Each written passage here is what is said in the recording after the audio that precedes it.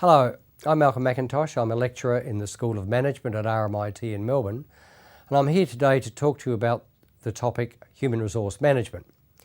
Now, as you will see from your notes, human resource management covers a number of themes, and the first of those themes is the human resource framework. From your reading in the text, you'll see that the framework is sometimes referred to as the AMO or AMO model of human resources. And the model is attempts to develop a linkage between business outcomes, the way in which HR is managed in the organisation, and the way in which people behave and are motivated in the organisation, and to link all of those things to performance outcomes for the organisation. The second major theme in this topic relates to the roles undertaken within the HR area. I make a first point here that these roles are not necessarily confined to people employed with the title of HR officer or human resource manager. They are roles that have to be undertaken by a great number of people in the organisation, including line managers. Organisations have to make their own decision as to whether it is specialists or line managers who undertake them. Nevertheless, the roles are fairly clear. First, we have to have an understanding about our employment needs, about what kind of workforce we need. Now, this is part of the planning process and is ultimately the part that relates to what our business needs are. So, human resource management planning starts with what are our business goals, what's our market, for instance, and how are we going to deliver those services or goods that we're producing. So this requires some decisions about the range of skills and the range of aptitudes that we want in our workforce. Having made those decisions, we'll move on to look at where we would find those people. That is, we'll do some sort of market survey about where we'll find particular people with particular educational skills. And then we'll devise a recruitment campaign to attract those people to come and work for us. Having attracted those people, we then have to actually employ them. And we employ a variety of techniques, sometimes quite specialised techniques, in order to select the people we really want to work in our organisation. And we do that thinking about perhaps the immediate term, what we want them to do tomorrow, but we might also, in many organisations, be thinking at the same time about, does this person have potential for the future? Now, in organisations like large banks, that's often a key consideration. Can I grow this graduate into a senior manager over the next 5 years? And that brings in a whole range of more sophisticated considerations in the recruitment process. Now, once we've brought people into the organisation, the job doesn't just stop. We now have to monitor, supervise, advise, and train people so that they can do the job that they're being asked to do more effectively and indeed in a way that satisfies their own personal aspirations, both in terms of job satisfaction and in terms of their longer term career. So we here have this very complex juggling of the individual motivations of the employee and the needs of the employer in order to manage the employment relationship and the work performance of individuals over the time that they stay in the organisation.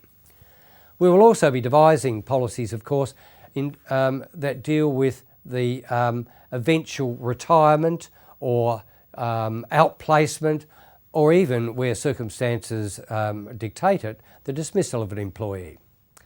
There are many policy issues in the management of HR in this functional operation, but there are many day-to-day detailed activities in ensuring that employees work both for themselves and for the organisation in the most effective manner. The third major theme in this lecture relates to employee voice. Now, employee voice is exactly what it says. Do employees have a voice? Can you hear that voice, and what are they saying with the voice? Employee voice is important in any organisation because many of the ideas that people bring with them about their work, about the things that they're doing, can be of inestimable importance in the way we organise our services or our production activities or whatever it is we do. So most large organisations that are very successful have very formalised systems of consultation. I ask you for your opinion about how we're going to approach perhaps a new marketing program, or perhaps how we're going to recruit the next round of graduates. That's consultation.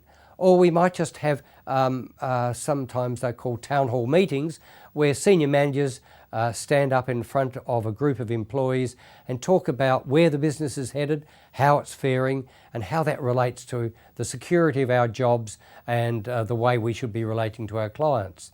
Communication, consultation, and involvement in decision making are the three key areas within employee voice that allow employees to express their opinions and be heard by managers.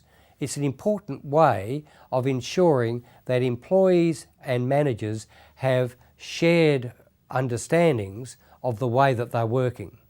The fourth theme relates to outcomes from the HR process. We're really talking about two kinds of outcomes here: outcomes for employees and outcomes for the organisation itself. In the RMO model, this is expressed quite clearly in the diagrams you'll find in the textbook. Now, in terms of individual outcomes for employees, it's really about whether employees feel that they've been satisfied and whether they've grown in their job, whether they've achieved a degree of personal satisfaction and self-esteem, if you like, about their employment experience.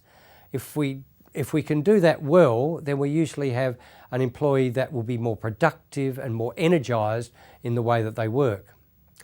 On the other hand, the organisation needs to ensure that not only are those people energised, that they're doing the right job, not just the creative job that they may want to do, but the job that we want them to do. So organisational outcomes are going to be about designing the job and providing the tools and equipment that enable people to do the jobs that we expect them to do.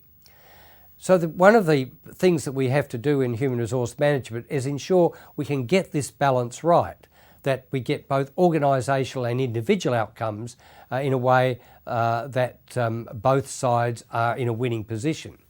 We know that under the pressure of market conditions, many employers push employees to serve the organisation's needs, perhaps in contradistinction to their own needs for personal satisfaction in their work. Now this sort of strategy often breaks down under pressure. As time goes on, people will start to develop an expectation that either the job changes or they exit the organisation. So the assumption in most of the literature is that we need to get a balance between organisational and individual outcomes.